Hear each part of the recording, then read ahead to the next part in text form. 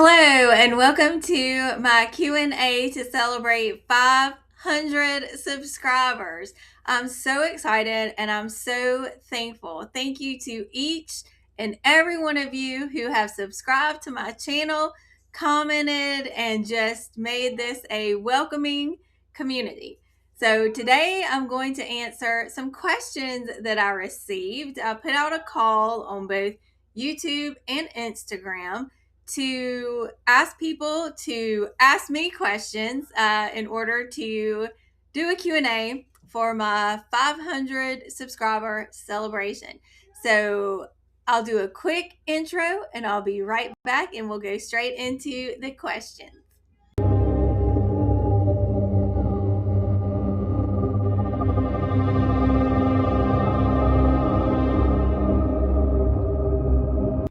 If you're new here, welcome.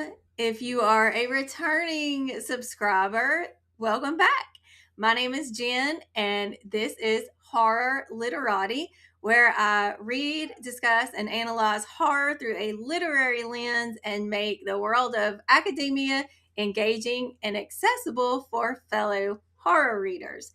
So, before I get into the questions, I want to talk about the categories. I've divided the questions up into bookish questions, into booktube questions, and into general life questions that I received. So, I'm going to start with the booktube specific questions.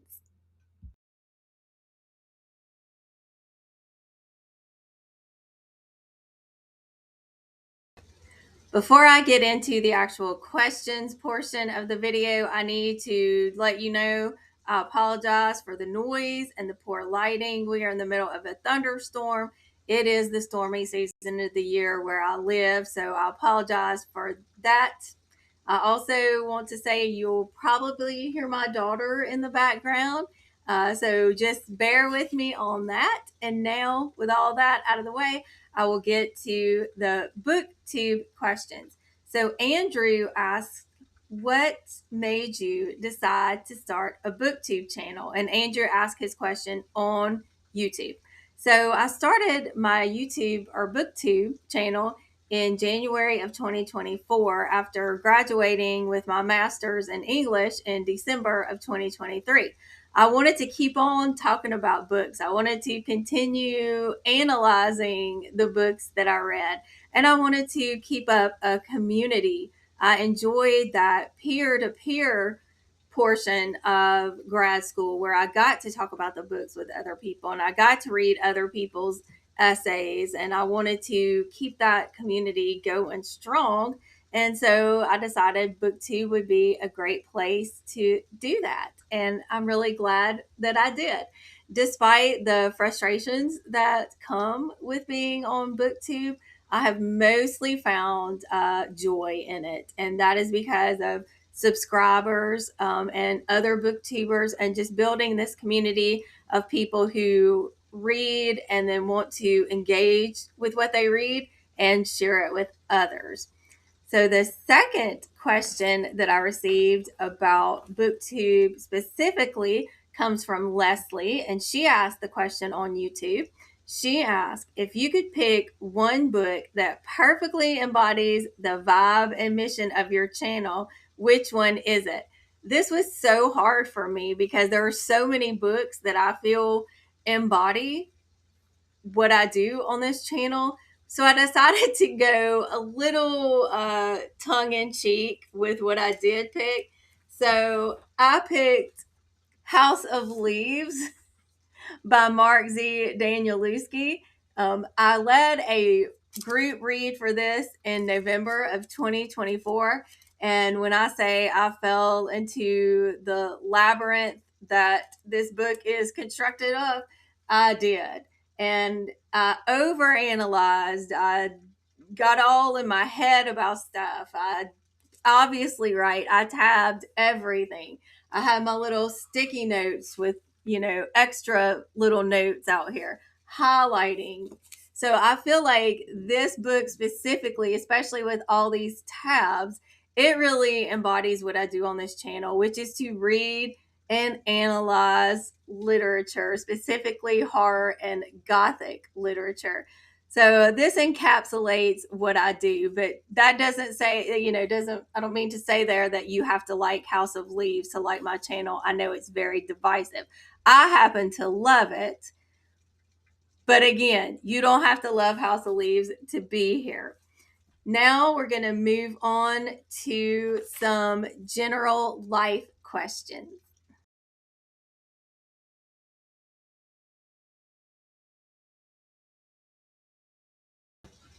Now we are on to the life section. Now, some of these questions may involve books, but I still consider the bulk of these questions to be more about my life in general. So the first question comes from Andrew on YouTube, and Andrew asks, how long have you been interested in horror?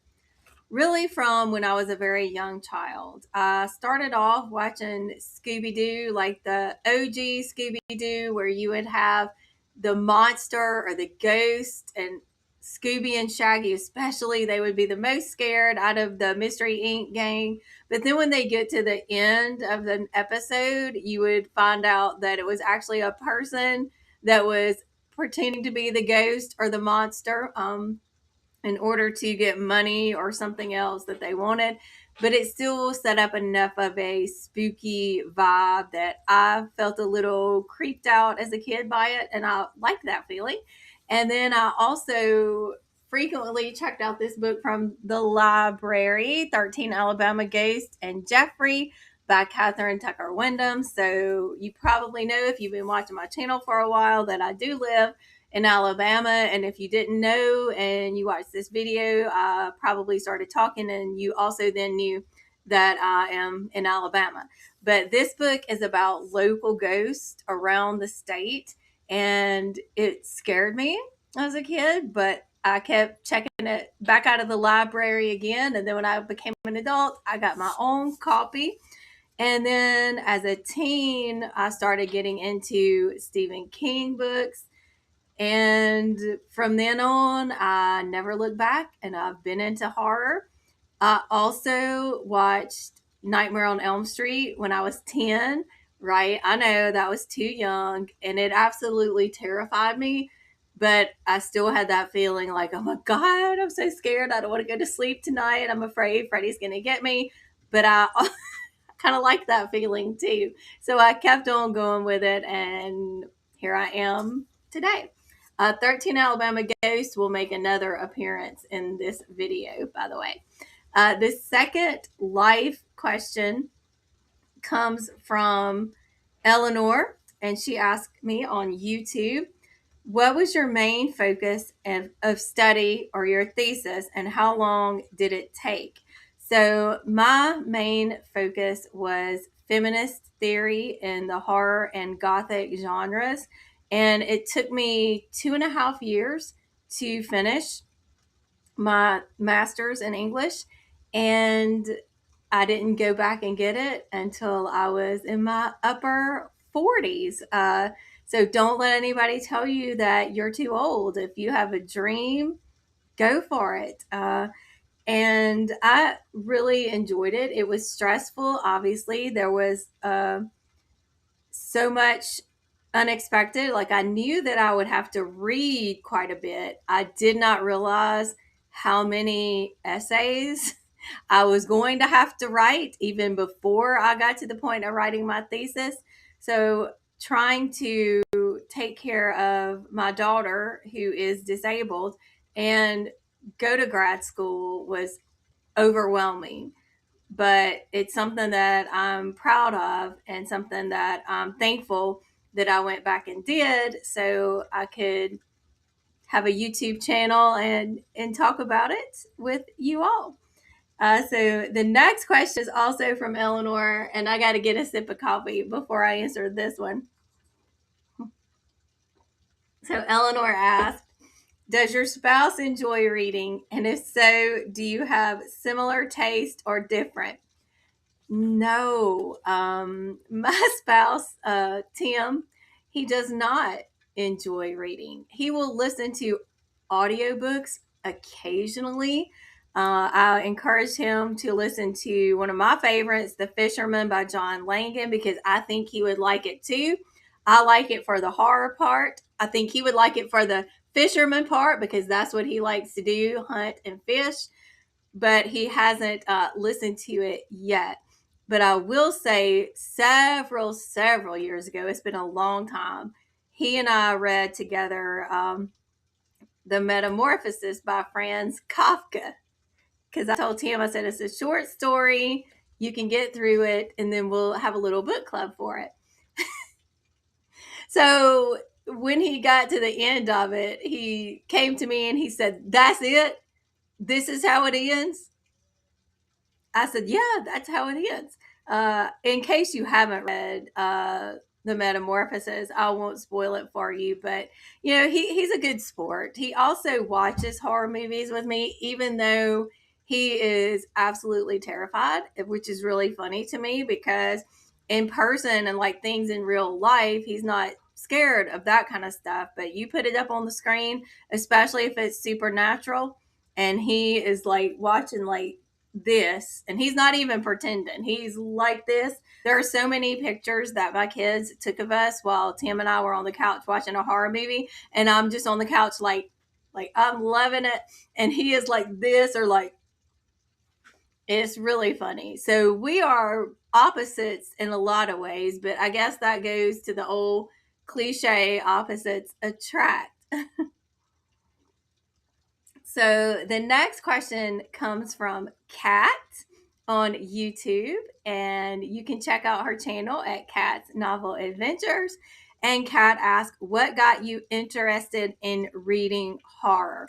I would say it's pretty much the same answer that I gave to Andrew's question with Scooby Doo, and then 13 Alabama Ghost and Jeffrey, and then Stephen King, and also Edgar Allan Poe. I read Edgar Allan Poe in middle school for the first time, and I became totally obsessed with him.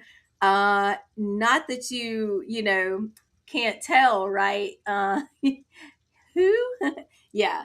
So definitely Poe played a big part in opening up my world to the gothic and horror genres.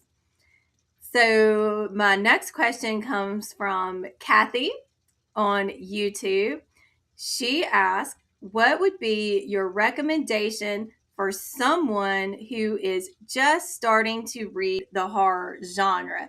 So this may be kind of taking the easy road out, but I would say grab a couple of books to help you find out what you like. The first one is 101 Horror Books to Read Before You're Murdered by Sadie Hartman, mostly known as Mother Horror.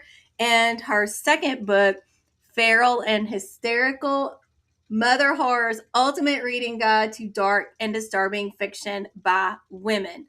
So this will give you an overview of different kinds of horror. Cosmic horror is one of the sections. So if you think you're interested in more of a cosmic horror, haunted houses, demons and possessions, apocalyptic, dystopian. So this way you kind of know, because horror is such a wide genre. There are so many subgenres in horror, so many different themes or tropes. So I would say grab this book up and see which horror books pique your interest.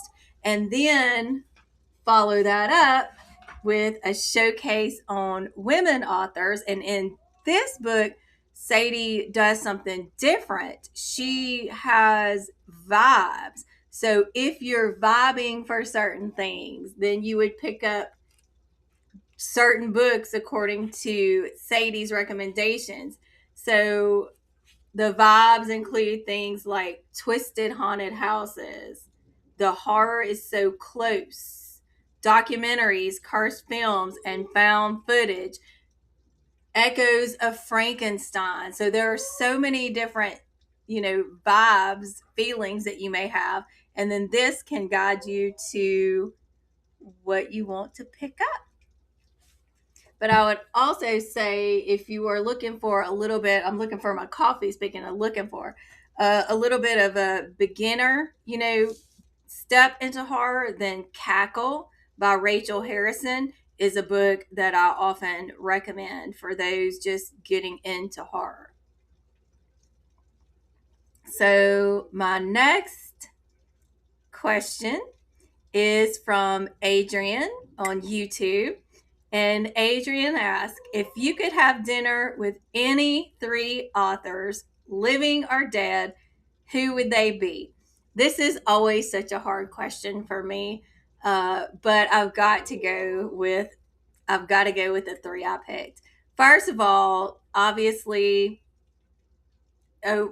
Medusa's not an author, but I would like to have dinner with her. But Poe is on my dinner list. Stephen King, and my queen, Mary Shelley. Those are my 3 guests: Poe, King, and Shelley. And now we are moving on to bookish questions.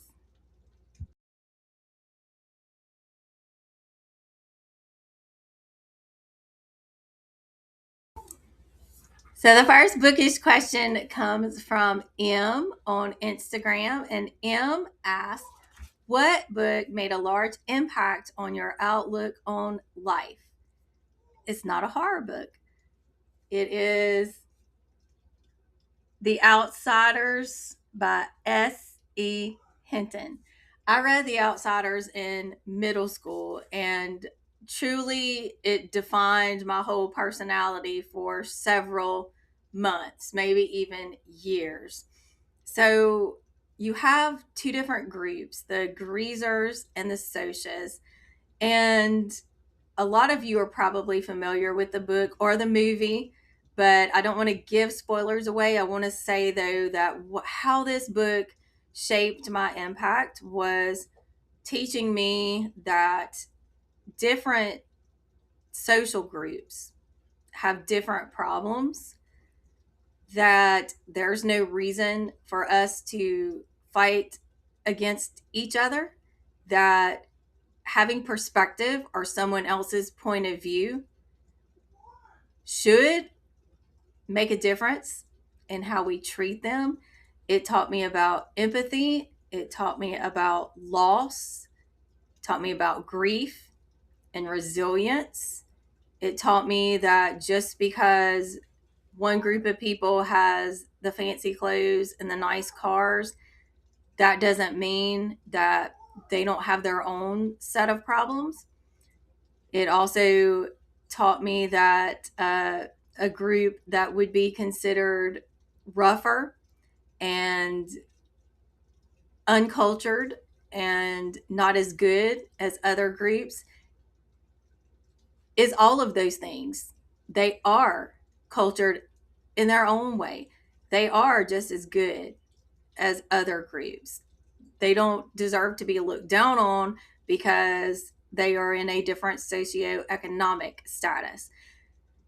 It also taught me about sacrifice and risking your life to save someone else. It taught me about the price of becoming so cold and emotionally distant that you spiral down further and further until there's no way of coming back. And it was written by a young woman when she was like 16 years old. So I also think that contributed to the impact it had on me as a teen, because I think a lot of times as adults, we can tend to forget what it's like to be a teenager, what those emotions are like, the pain, the loss, the way that everything feels so immediate. And to have this book written by a teen and then reading it as a teen, it really shaped so much of my perspective on society and life and death. Yeah. So the next bookish question comes from David on YouTube. And David asked, what is a horror book or movie or other media that you want to revisit, hopefully to change your mind about it? So for this one, I actually chose two movies. The first movie is Weapons, because I've only watched it once. I had different expectations for what it was going to be when I went into it. And while so many other people are raving about how amazing it is, it was a lot of people's favorite movie of the year. I felt kind of so about it. It was good. There were parts I liked, but I just felt a bit let down by it. But now, having seen it once and not having those expectations, I want to go back into it and see what I think of it. The second one is Event Horizon. I watched it once. I didn't care for it. I got bored by it. I felt like it was dragging on.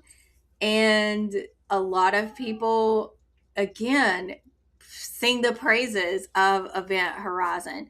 So I want to watch it again and kind of knowing what the story is and where it's going to go, give it a fresh perspective, because those are two movies that I feel like deserve another chance from me. So the next question comes from Spooky Little Book Nerd on YouTube. If you could pair one classic novel with one modern female rage horror novel, what would the pairing be? So I did a couple of things for this one. So the first two books I want to talk about technically is going to be three in this same pairing. I would pair Dracula and Jane Eyre with Gwendolyn Keist's Reluctant Immortals. So in Reluctant Immortals, Gwendolyn Keist reclaims agency for Bertha Mason and Lucy Westenra, the so-called bad girls of Gothic lit, and gives them a survivor story set in 1967 in the summer of love in LA, where Bertha and Lucy reside together after surviving Rochester and Dracula. But Rochester and Dracula show up again, and Lucy and Bertha must reconquer them. Love Reluctant Immortals. And Gwendolyn Keist is going to make another appearance on the list.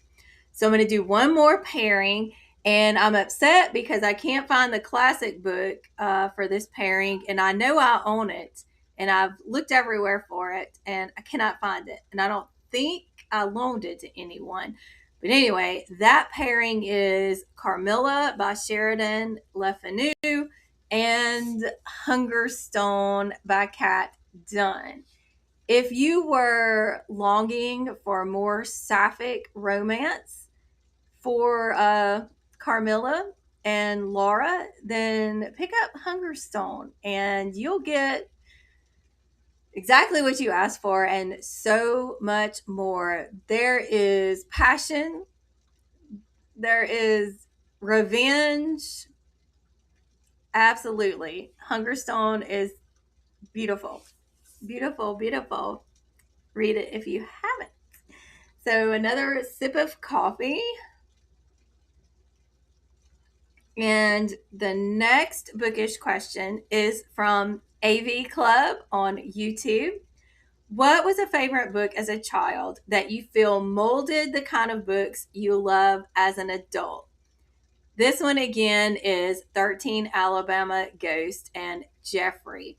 I can still remember there's a story about a ghost that would sit on the edge of someone's bed. And every night for the longest time as an elementary child, I would be terrified that I would wake up and that ghost would be sitting at the edge of my bed. But like I said earlier, for some reason, like so many of you, I liked that feeling. So I kept on reading horror, and that's still where I am right now. Still reading horror, but not really being afraid there's a ghost on the edge of my bed. I did grow out of that most of the time, anyway. So the next question comes from Andrew on YouTube. What are your 5 desert island books? Again, this question is so hard for me, but I have to do it right. It was asked. I got to do this. It's so sad because I would really like about 20, but I had to narrow it down to 5. So the first one I would pick for my desert islands book is It by Stephen King. Yeah, I don't even know what to say about it, but yeah, it clearly I love it. Clearly I had a lot to say about it. I did write about Beverly in part of my thesis, so I have tabbed this one up and I still love it. I reread it every couple of years. It's just a beautiful book. It's perfect. It's just a perfect book. All right, so the next book I would have is The Exorcist by William Peter Blatty. And yes, I do have the shiny green Exorcist on my shelf back there. It shines, it glows in the dark, which scares my husband. So I think that's pretty funny. But I've got to take The Exorcist. It's got to go with me. I would also take The Fisherman by John John Langan.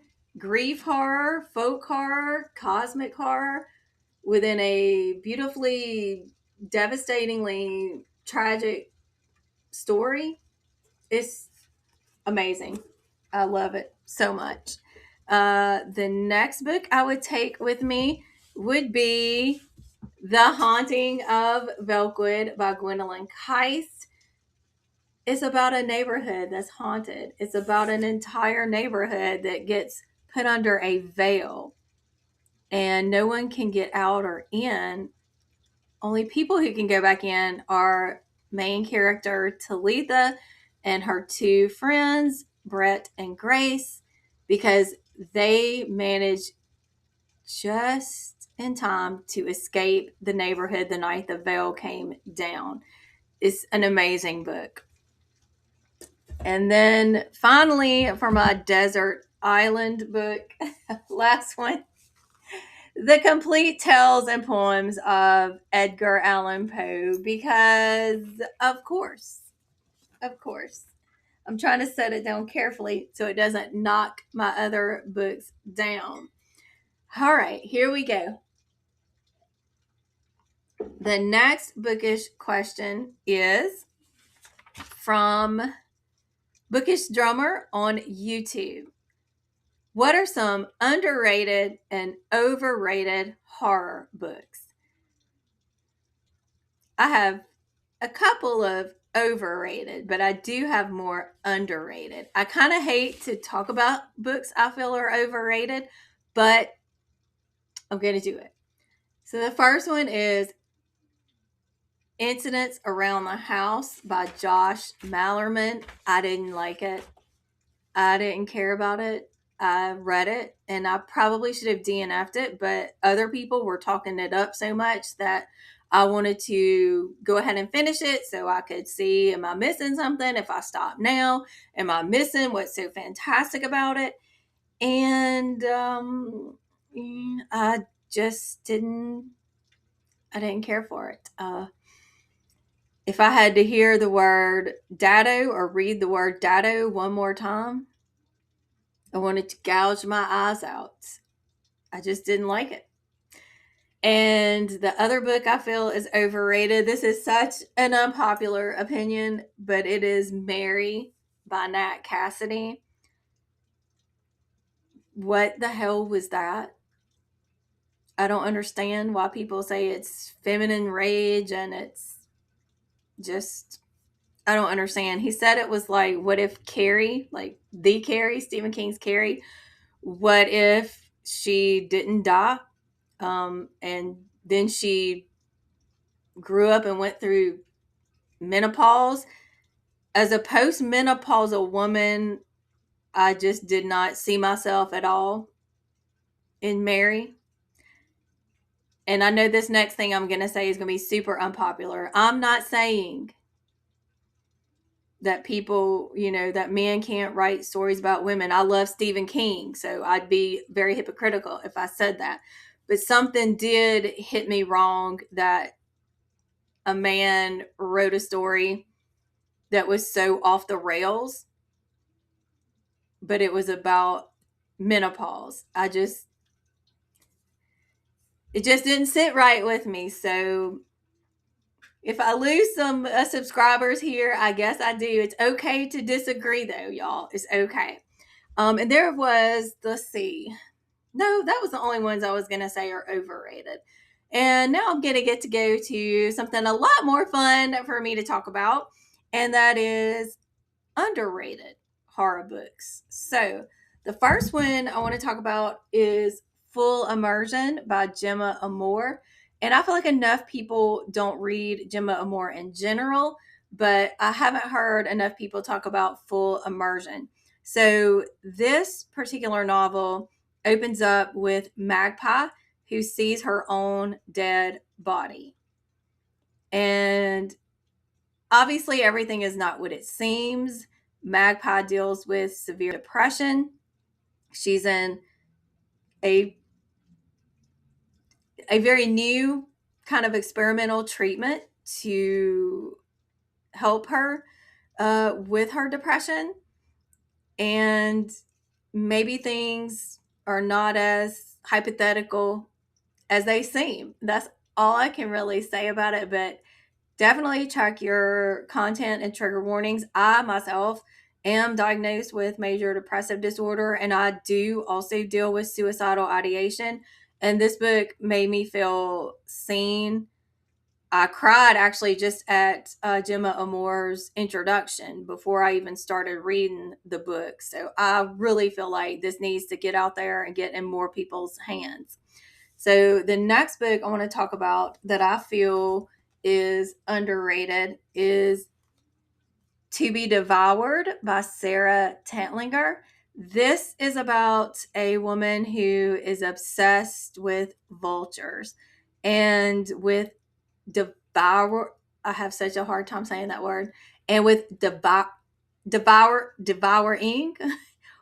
and also with being devoured.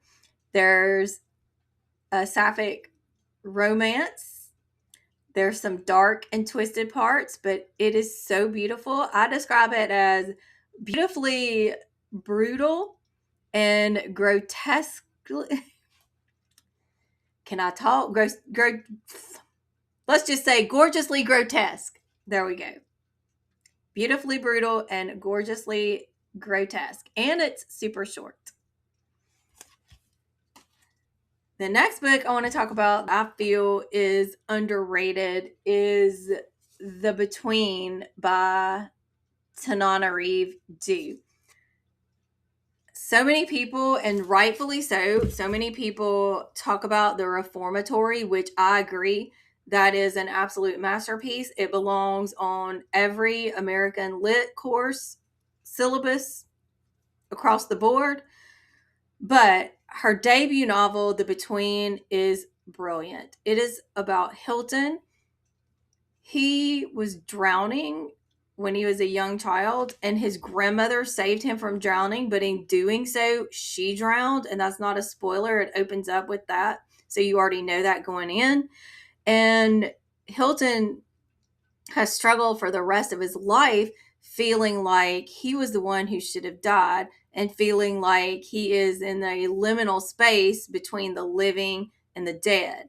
So he starts to have some issues in his marriage. His wife is a judge, and she's dealing with racist threats. So his family is under scrutiny. They're afraid because they don't know what this person may do to them. And then he's also having either hallucinations or supernatural vision. So he's suffering this breakdown.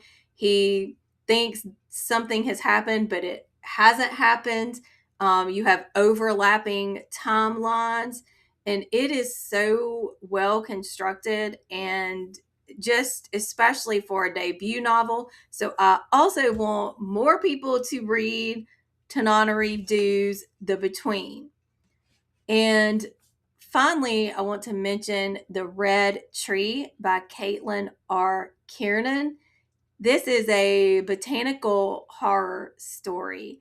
It is sort of a found footage in a way because this main character does go to this remote farm where this tree has supposedly caused all of these evil things to happen. She finds journals from someone who is studying the tree, and you would not think that a tree could be scary, but this book really creeped me out in a few parts. There was one that was one part that was very Blair Witch like, where our main character and someone else who's come to stay in the farmhouse with her, they are trying to get out of the woods and get away from the tree, but they seem to be getting nowhere. Like they just keep circling back around. That kind of stuff scares me. But I love it, which is why I love The Red Tree, and I want more people to read it.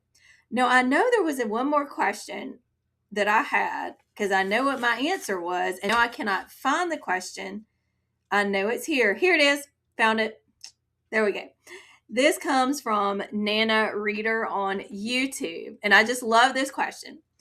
Do you have a favorite romance book that you gave 5 stars? And she also said, I know on this channel I get a lot of other genre recommendations. So I do not I do not read romance. I did do a horror reader reads romance vlog like a while back, and I read Butcher and Blackbird to be like the dark romance choice. I read Lizzie and Dante to be, I guess, what you would consider a typical romance choice. And it seems like I read another one, but I don't remember what it is. So that probably tells you everything.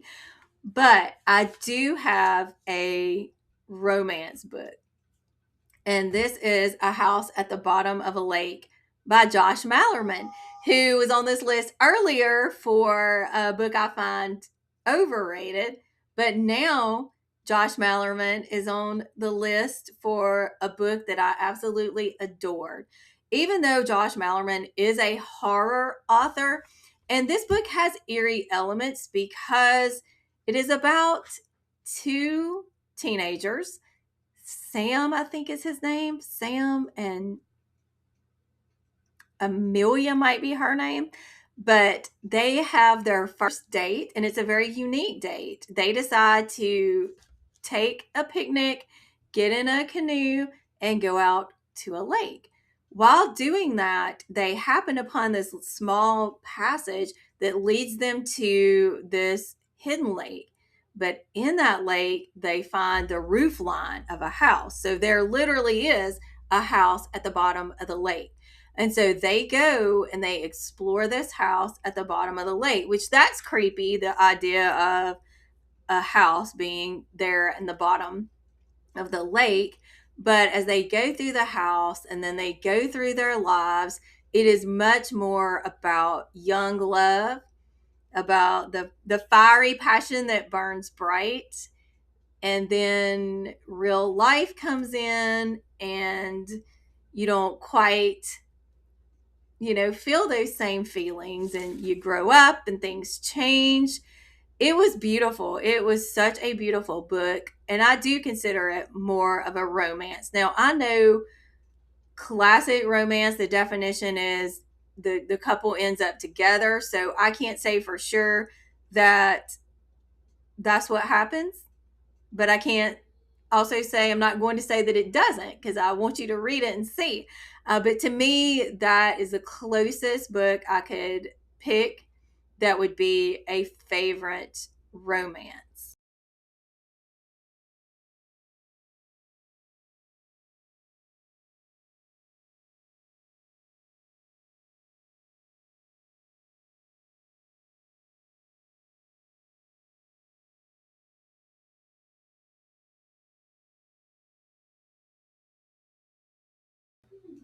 Hello, Editing Jen, hopping back on to answer two questions I forgot to answer during the first recording. So, the first question is another question from Kathy Marsico on YouTube. And she asked, what is your favorite horror book to movie adaptation? The Exorcist, directed by William Friedkin. Perfect, perfect film adaptation. Nothing is necessarily changed from the novel. Of course, for time's sake, in a film, they did have to leave some of the novel out, but totally that movie captures the essence of William Peter Blatty's novel. The acting is outstanding, and I have a crush on Father Karras. That's all I'm going to say about that. But yes, The Exorcist, wonderful, wonderful film adaptation. So the second question I forgot to answer comes from Leslie on YouTube.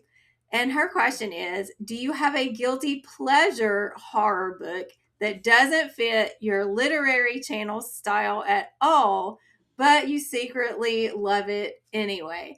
While not necessarily horror, my secret guilty pleasure, which is really not so secret, and I really don't even feel guilty, but you all know what it means when you have your guilty pleasure.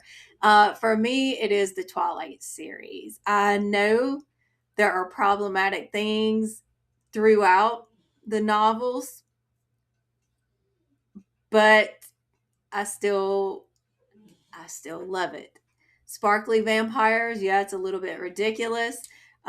Like I said, not to mention some of the very real problematic issues with characters, with the way that also Stephanie Meyer brings in the Native American group without necessarily getting their permission, and some of the ways that she depicts them, the ways that she also depicts certain ideals to do with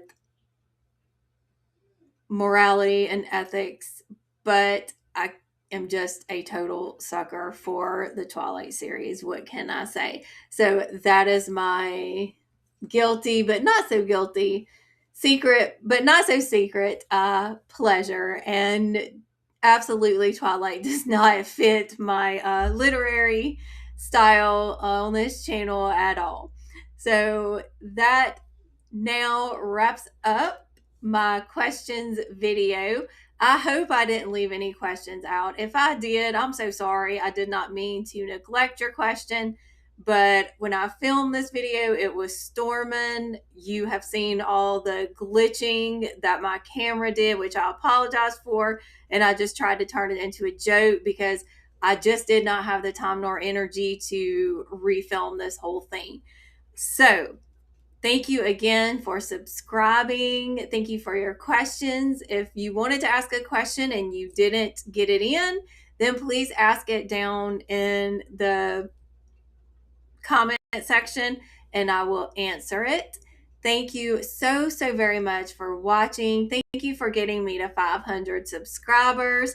Please hit like if you would like to do so. Hit that bell, subscribe, and we will keep talking about books. I hope you have a wonderful day or night wherever you are. Happy, happy reading. Bye.